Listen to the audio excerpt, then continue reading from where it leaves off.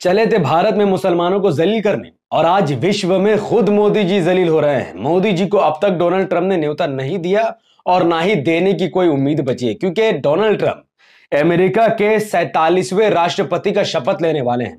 Donald Trump ने अपने दुश्मन देश के दुश्मन नेता को न्योता भिजवा दिया, लेकिन मोदी जी को न्योता नहीं भिजवाया, क्योंकि मोदी जी की छवि पूरे विश्व में कोई बाहुबली की नहीं बल्कि एक छपरी नेता बनकर रह गई है। और पूरे विश्व में मोदी जी का डंका बज नहीं रहा, बल्कि मोदी जी का डंका फट रहा है, जिससे गोदी मीडिया काफी बौखला गई है।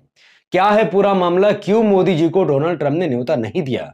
उसके 5 बड़े कारण हैं जिसको मैं आप तक पहुंचाने की कोशिश करूंगा, और वीडियो के अंत में 2 ऐसी खबर मैं आपको दिखाऊंगा जिसे देखकर हर भारतीय मुसलमान खुश जरूर होगा। तो वीडियो को अंत तक बने रहें। तब तक इस वीडियो को शुरू करने से पहले अस्सलाम वालेकुम रहमतुल्लाहि व बरकात। अल्लाह के नाम से शुरू जो बड़ा मेहरबान और निहायत रहम करने वाला है। मैं हूं मोहम्मद हफीज अंसारी और आप देख रहे हैं द पॉलिटिकल। 20 जनवरी 2025 को डोनाल्ड जे ट्रंप अमेरिका यानी यूनाइटेड स्टेट ऑफ अमेरिका के 47वें प्रेसिडेंट की शपथ लेने वाले हैं। इस शपथ समारोह में दुनिया भर के 20 बड़े दिग्गज नेताओं और बड़े बड़े प्रोफेसर्स को न्योता दिया गया है, लेकिन इसमें मोदी जी को इनवाइट नहीं किया गया है, जिससे गोदी मीडिया काफी बौखला गई है। गोदी मीडिया खुद मानती है कि ट्रंप ने लिया डोनाल्ड ट्रंप बोलने का बदला, हालांकि ये एकदम झूठी बात है। मोदी जी ने एक बार डोनाल्ड ट्रंप को डोनाल्ड ट्रंप कह दिया, इसकी वजह से उनको न्योता नहीं मिल रहा, ये झूठी बात है, इसीलिए मैं ये वीडियो बना रहा हूं। सच्चाई क्या है देखिए, गोदी मीडिया क्या कह रही है। ट्रंप के शपथ ग्रहण में शी जिनपिंग को न्योता मिला, लेकिन नहीं जाएंगे पीएम मोदी। हकीकत यह है कि मोदी को न्योता ही नहीं मिला, तो मोदी जी के जाने और ना जाने का बात ही नहीं है। एस जयशंकर काफी दिनों तक अमेरिका में ठहरे रहे ताकि मोदी जी को न्योता मिले, लेकिन फिर भी मोदी जी को अब तक न्योता नहीं मिला।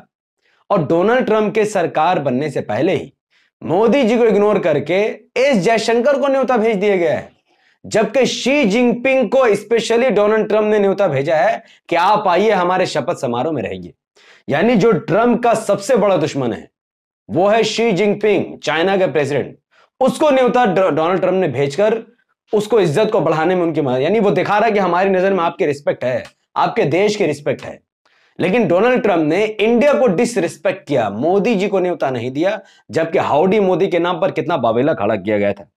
अब क्या रीजन है कि 2 ऐसे दोस्त जो दोस्ती का दावा करते हैं, एक दूसरे की तारीफ करते हैं, लेकिन आज उनको न्योता देने को तैयार नहीं है डोनाल्ड ट्रंप? 5 बड़े रीजन। रीजन नंबर 1, जब इंडिया ने कनाडा में घुसकर निज्जर का मर्डर कर दिया, इंटरनेशनल जमीन पर जब निज्जर का मर्डर किया और उसके काफी वाहवाही बटोरी, गोदी मीडिया ने सुबह शाम कहा हमने कनाडा में घुसकर खालिस्तानी को मार दिया। ये बातें अमेरिका को अच्छी नहीं लगी कि इंडिया दूसरे देश में घुसकर अपने विरोधियों को या दूसरे देश के सिटीजन को मार रहा है। ये काम वो कभी अमेरिका में भी करेगा। ये एक बड़ा रीजन है जिसकी वजह से डोनाल्ड ट्रंप ने मोदी जी को न्योता नहीं दिया। दूसरा रीजन है कि मोदी का मालदीव्स को लेकर उनका पॉलिटिक्स। मालदीव्स में मोइजू की सरकार है, एक मुस्लिम राष्ट्रपति है। मालदीव्स हमारे देश का अभिन्न हिस्सा है, लेकिन खबर ऐसी छपी थी कि मोदी जी मालदीव्स की सरकार को गिराने के लिए अड़ी चोटी का जोर लगा रहे थे, पूरी प्लानिंग कर रहे थे, जो पूरी फेल हो चुकी है। और यह खबर बाजाब्ता यूनाइटेड स्टेट ऑफ अमेरिका के बड़े बड़े अखबार ने भी छपी है, जिससे मोदी जी की छवि में अच्छी खासी गिरावट आई। तीसरा और सबसे बड़ा रीजन था ब्रिक्स सम्मेलन में हिस्सा लेना। ब्रिक्स डॉलर करेंसी को खत्म करने का एक करेंसी बनाती है, जिसमें मोदी जी हिस्सा लेते हैं। अब मोदी जी खुद को बाहुबली समझते हुए ब्रिक्स का समर्थन करते हैं डॉलर्स के खिलाफ, जिसके बाद डोनाल्ड ट्रंप भड़क जाते हैं और वो कहते हैं कि अगर जो देश डॉलर के खिलाफ आएगा हम उस पर 100% टैरिफ लगा देंगे। जिसके बाद मोदी जी ने अपना बयान वापस लिया और हमारे देश के गवर्नर ने कहा नहीं नहीं भैया, हम तो डॉलर के हिसाब से ही चलेंगे। तो इससे पता चला कि मोदी जी के बात की कोई वैल्यू नहीं, तुमको इन्वाइट करने का जरूरत ही क्या है। चौथा सबसे बड़ा रीजन था इंडिया और चाइना की पॉलिसी। चूंकि चाइना इंडिया का भी दुश्मन है और अमेरिका का भी दुश्मन है, लेकिन इंडिया चाइना को रोकने के लिए कुछ नहीं कर रहा है। मोदी जी के पास कोई स्ट्रैटेजी नहीं है। अरे भैया, दिमाग होगा तो स्ट्रैटेजी होगा ना। धर्म के आधार पर वो पीएम बने हैं, अपने काम के आधार पर वो पीएम नहीं बने। उनके पास कोई स्ट्रैटेजी नहीं है कि चाइना को कैसे रोकना है। तो यहां पर चाइना लगातार हमारे देश में लगातार एक्सपोर्ट कर रहा है और इंपोर्ट काफी कम कर रहा है। हमारे देश का हर साल नुकसान हो रहा है और चाइना का फायदा हो रहा है, इससे अमेरिका का नुकसान हो रहा है। तो चूंकि चाइना के मुकाबले में यानी शी जिनपिंग के मुकाबले में मोदी जी की कोई हैसियत नहीं, कोई वैल्यू नहीं, जरा सा भी दिमाग नहीं है, इसीलिए डोनाल्ड ट्रंप उनको अपने शपथ ग्रहण पर इनवाइट नहीं करना चाहते ऐसे प्राइम मिनिस्टर को। और पांचवा सबसे बड़ा रीजन था अडानी। अडानी ने यूएसए की रिपोर्ट के मुताबिक घूस देने की कोशिश की ताकि उनकी कंपनी वहां पर प्रोजेक्ट ले सके, जैसा कि वो इंडिया में करते हैं। अब ये खबर पूरे यूनाइटेड स्टेट ऑफ अमेरिका में छपी। इवन अडानी के खिलाफ अरेस्ट वारंट तक बाहर कर दिया गया कि भैया इसको अरेस्ट करो, ऐसा वाहियात आदमी अमेरिका में नहीं होना चाहिए, जब वो अमेरिका जाएगा अरेस्ट हो जाएगा। और इसमें मोदी जी का नाम छपा कि मोदी जी ही अडानी को ले लेकर पूरी दुनिया में घूम रहे हैं, भारत के नहीं बल्कि अडानी की तरक्की करा रहे हैं, जिसकी वजह से डोनाल्ड ट्रंप काफी भड़क गए। तो डोनाल्ड ट्रंप के नजर में मोदी जी एक छपरी नेता है, एक बाहुबली नेता नहीं है जो चाइना को सबक सिखा सके, जो अपने पड़ोसी देश के साथ संबंध बना सके, ऐसा कुछ नहीं है। तो वो छपरी नेता को अपने इनॉग्रेशन में नहीं देखना चाहते, जिसके बाद खबर यह है कि 20 जनवरी को होने वाले इनॉग्रेशन में, शपथ समारोह में, मोदी जी की जगह जयशंकर को न्योता भेजा गया और जयशंकर जाने को भी रेडी है। मैं समझता हूं कि जयशंकर भी मोदी जी का अपमान कर रहे हैं। अगर एक देश का भाई मोदी जी हमारे प्राइम मिनिस्टर है, कुछ कर नहीं सकते पर है तो है, पर एक देश का पीएम अगर हमारे पीएम को न्योता नहीं देना चाहता, हमारे पीएम का अपमान कर रहा है, तो फिर हमारे देश का कोई भी मंत्री वहां क्यों जाएगा। तो जयशंकर फॉरेन मिनिस्टर है, मोदी जी को न्योता नहीं मिला लेकिन इनको न्योता मिला और ये जा रहे हैं। तो मोदी जी का अपमान तो हमारे ही देश के लोग कर रहे हैं, उन्हीं के मंत्री कर रहे हैं। जयशंकर को उनके शपथ समारोह में नहीं जाना चाहिए था। लेकिन डोनाल्ड ट्रंप ने मोदी को न्योता नहीं देकर यह चेतावनी दी कि वो इंडिया को बर्बाद करेगा, इंडिया की इकोनॉमी को बर्बाद करेगा, क्योंकि वो टैरिफ लगाने की बात कर रहा है।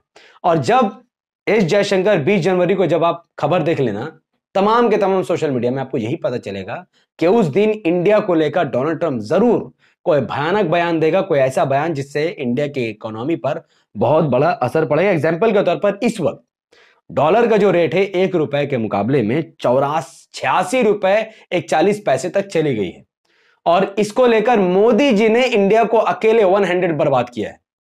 क्योंकि मोदी जी का आपको बयान याद है, मोदी जी ने 2014 से पहले जब वो प्राइम मिनिस्टर नहीं बने थे, तब मोदी जी ने अपने लफ्जों में क्या कहा था, उसे पहले सुनिए। कैसे नहीं होता मित्रों, मैं शासन में बैठा हूं, मुझे मालूम है इस प्रकार से रुपया इतनी तेजी से गिर नहीं सकता। अरे ये नेपाल का रुपया नहीं गिरता है, बांग्लादेश की करेंसी नहीं गिरती है, पाकिस्तान की करेंसी नहीं गिरती, श्रीलंका की करेंसी नहीं गिरती। क्या कारण है हिंदुस्तान का रुपया पतला होता जा रहा है? ये जवाब देना पड़ेगा आपको। तो मोदी जी का यही मानना था कि सरकार ही डॉलर को मजबूत कर रही है, इंडियन रुपीस को गिरा रही, सरकार के घोटाले की वजह से, सरकार के भ्रष्टाचार, चोर सरकार की वजह से हो रहा है। तो 10 साल से तो यहाँ बीजेपी की सरकार है, 10 साल क्या 12 साल होने वाला है। तो यहां पर कौन चोरी कर रहा है, कौन देश को धोखा दे रहा है, कौन देश के साथ गद्दारी कर रहा है, यह बात क्लियर नहीं है। 2014 में 1 डॉलर के मुकाबले में जो रुपए था वो 60 रुपए 95 पैसे था, और 2025 आते थे 86 रुपए 2 पैसे आ गया, यानी लगभग 26 रुपए की यहां पर बढ़ोतरी हो गई है। तो यहां पर मोदी जी ने अच्छा खासा नुकसान कर दिया देश का, क्योंकि इनके पास दिमाग ही नहीं है कि डॉलर को रुपए के मुकाबले में कैसे लाना है। इनके पास दिमाग नहीं है, एक छपरी नेता है, एक छपरी नेता के पास, एक छपरी पीएम के पास इतना दिमाग नहीं होता है कि डॉलर को कैसे बनाया जाए। तो उनके पास दिमाग नहीं था, तो उन्होंने कुछ किया नहीं। तो अब मोदी जी के अंदर ऊर्जा खत्म हो गई। ये ऊर्जा लगाने के लिए उनको एक स्पेशल बाबा से आशीर्वाद लेने की जरूरत है, और वो बाबा की वीडियो आप देख सकते हैं।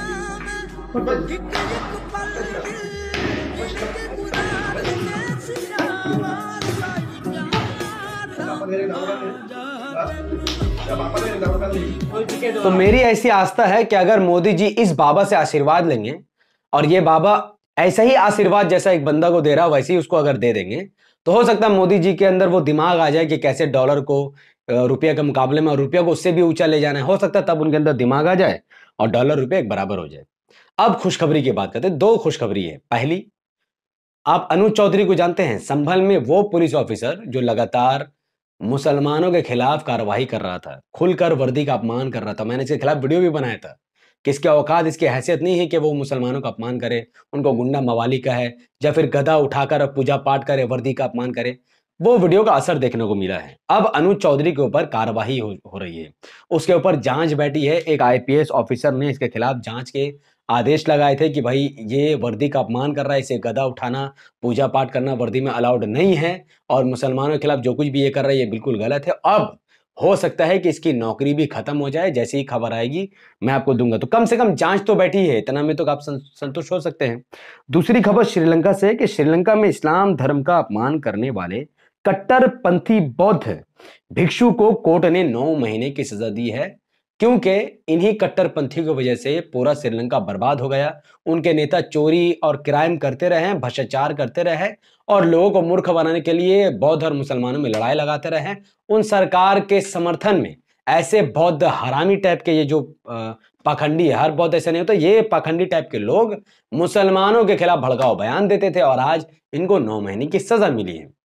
अब इस रिपोर्ट पर मैं एक डिटेल में वीडियो बनाऊंगा जिससे आपको समझ में आएगा कि इस पाखंडी का यति नरसिंह सरस्वती से क्या कनेक्शन है और कैसे भारत को सबक सीखनी चाहिए।